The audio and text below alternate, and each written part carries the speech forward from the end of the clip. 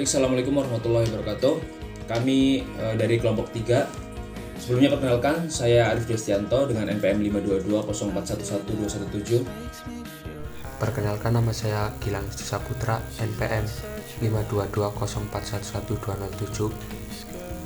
Saya Jafar Kriswadia dengan NPM 192. Assalamualaikum warahmatullahi wabarakatuh. Nama saya Hafiz Ardian Jamid dari kelompok 3. Melalui pemahaman yang mendalam tentang Stop and Wait Protocol, diharapkan kita dapat menghargai pentingnya kontrol aliran dan pengendalian kesalahan dalam komunikasi jaringan, serta memahami bagaimana protokol sederhana ini menjadi dasar bagi pengembangan protokol komunikasi yang lebih kompleks di masa depan. Dengan demikian, mari kita mulai dengan menjelajahi konsep dasar dari Stop and Wait Protocol yang merupakan langkah awal penting dalam memahami cara kerja komunikasi jaringan yang efektif dan handal. Ya, untuk pengertiannya sendiri, Stop and Wait Protocol merupakan suatu metode komunikasi yang sederhana namun efektif dalam mengatur aliran data antara pengirim dan penerima. Protokol ini menjamin bahwa setiap frame atau paket data yang dikirim oleh pengirim akan dikonfirmasi oleh penerima sebelum pengirim mengirimkan frame berikutnya. Dengan kata lain, pengirim akan menunggu konfirmasi dari penerima bahwa frame sebelumnya telah diterima dengan benar sebelum mengirimkan frame berikutnya. Dalam Stop and Wait Protocol, setiap frame memiliki nomor urut yang unik yang memungkinkan penerima untuk mengidentifikasi frame mana yang diterima atau yang harus dikirimkan kembali jika terjadi kesalahan. Proses ini memastikan bahwa data yang dikirimkan oleh pengirim akan tiba dengan benar dan tidak akan terjadi kehilangan atau duplikasi data jaringan. Protokol ini sangat cocok untuk digunakan dalam jaringan yang memiliki tingkat kesalahan yang rendah atau untuk komunikasi antara dua perangkat yang berada dalam jarak dekat. Meskipun sederhana, Stop and Wait Protocol tetap menjadi fondasi penting dalam pengembangan protokol komunikasi yang lebih kompleks dan canggih dalam jaringan komputer.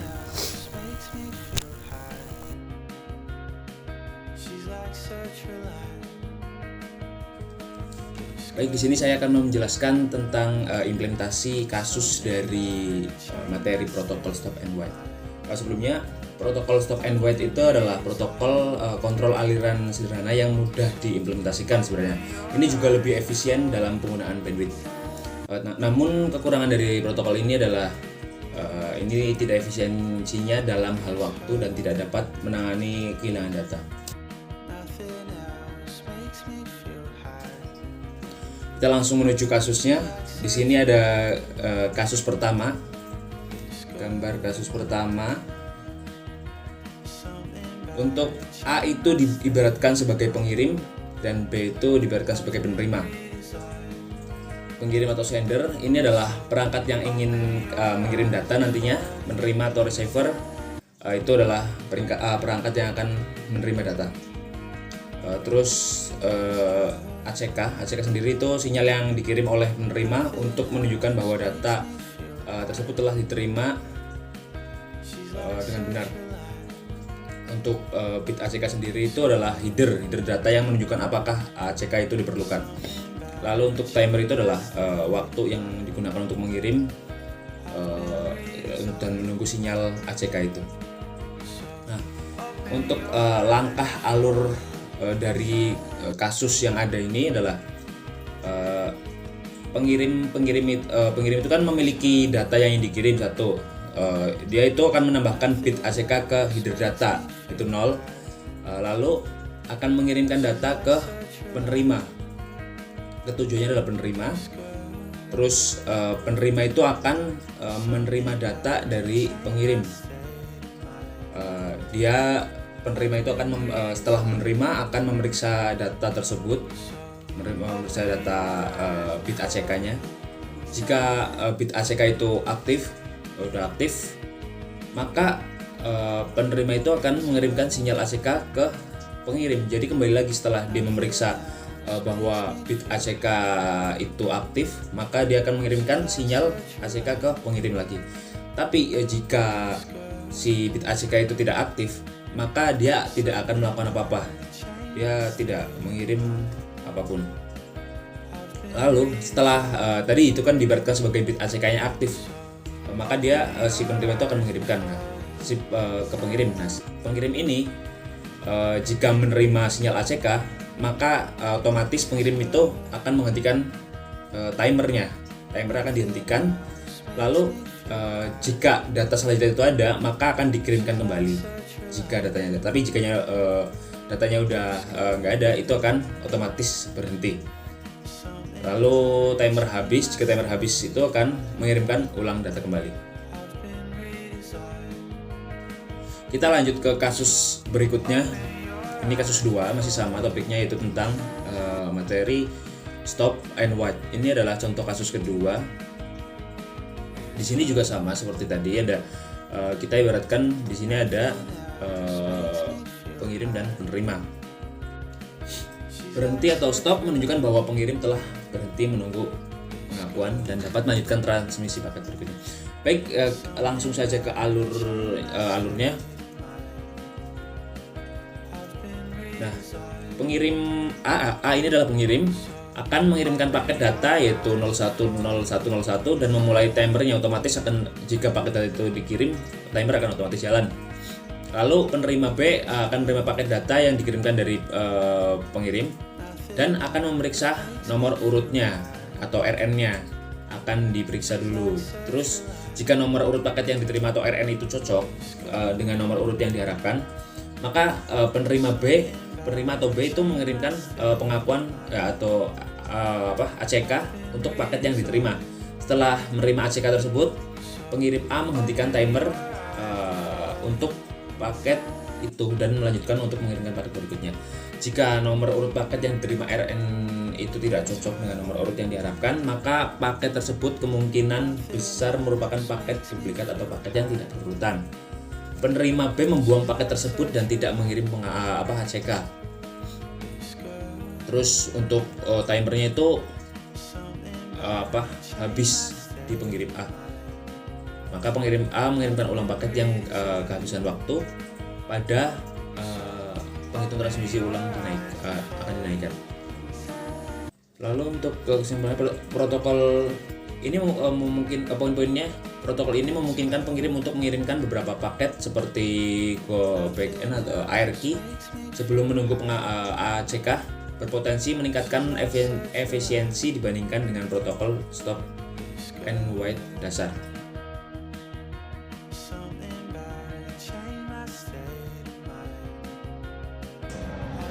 Keuntungan simplex stop and wait protokol. Keuntungan yang pertama, sederhana dalam implementasi dan pemahaman.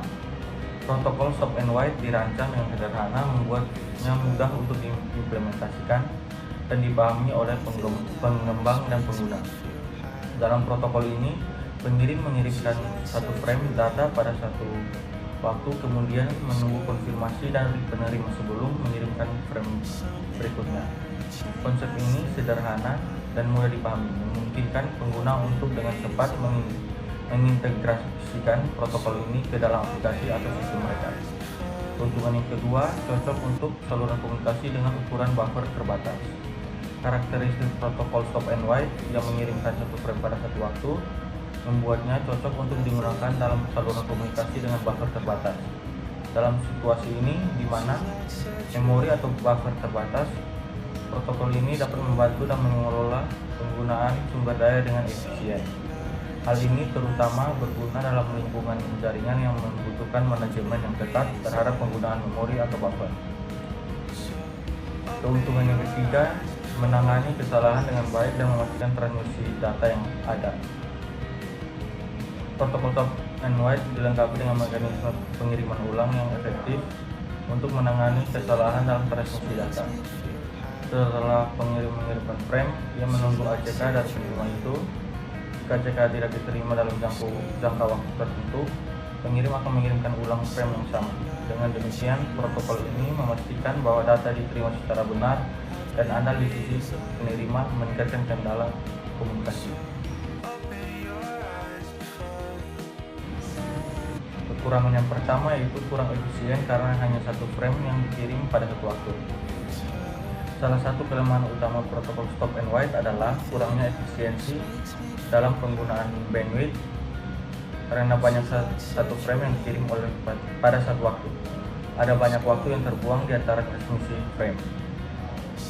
Ini dapat menyebabkan penggunaan bandwidth jaringan yang tidak optimal, terutama dalam jaringan dengan kapasitas yang tinggi dan dapat menangani lebih dari satu frame dalam satu periode waktu. Kekurangan yang kedua adalah ukuran jendela pengirim dan penerima terbatas pada satu frame, mengurangi kemampuan untuk memanfaatkan kapasitas jaringan secara maksimal. Dalam protokol stop and wait, ukuran jendela pengirim dan penerima dibatasi pada satu. Ini berarti bahwa pada setiap waktu hanya satu frame yang dapat dikirimkan dan diterima oleh pengirim dan penerima.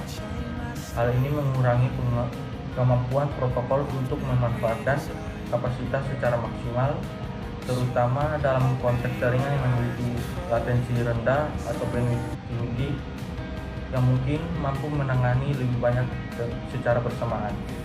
Dengan memahami baik kelebihan maupun kekurangan dari protokol stop and wait, pengguna dapat membuat keputusan yang lebih baik dalam memilih protokol komunikasi yang sesuai dengan kebutuhan dan persyaratan aplikasi atau sistem yang mereka kembangkan.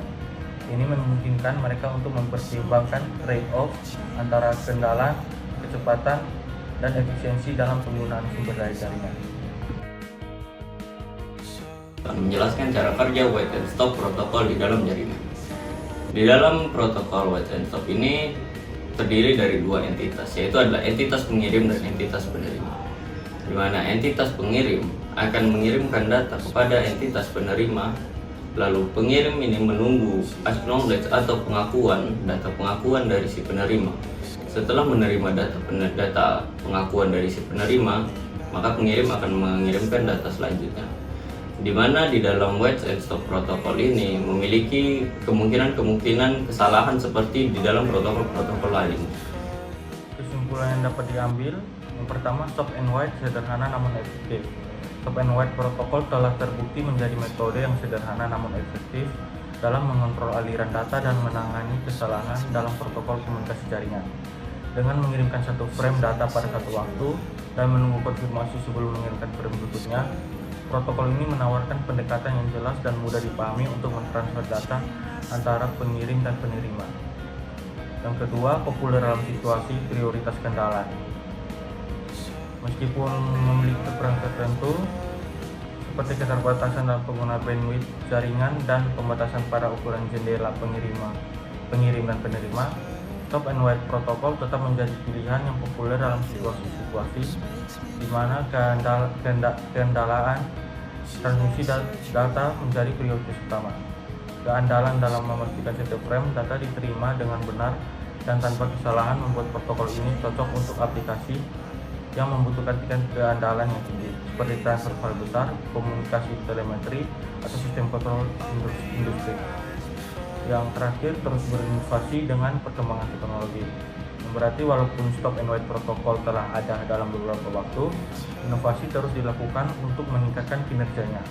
Beberapa modifikasi telah diusulkan untuk meningkatkan efisiensi protokol ini, termasuk penggunaan teknologi buffering yang lebih cerdas, penggunaan windowing untuk mengatasi keterbatasan ukuran jendela, dan implementasi teknik error detection dan correction yang lebih canggih. Dengan demikian, stop and wait protokol tetap relevan dan dapat beradaptasi dengan perkembangan teknologi yang terus berlanjut. Dalam konteks ini, stop and wait protokol tidak hanya menawarkan pendekatan yang sederhana dan andal dalam pengiriman data, tetapi juga mewakili dasar yang kuat bagi perkembangan protokol komunikasi jaringan yang lebih kompleks dan canggih di masa depan. Dengan memahami kelebihan dan kekurangan protokol ini, pengguna dapat membuat keputusan yang tepat dalam memilih protokol komunikasi yang sesuai dengan kebutuhan dan persyaratan aplikasi atau sistem mereka, sambil terus memantau perkembangan dalam bidang teknologi komunikasi jaringan. Sekian dan terima kasih.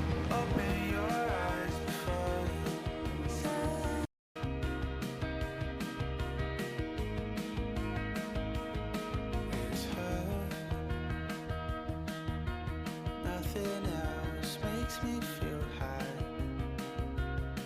She's like such a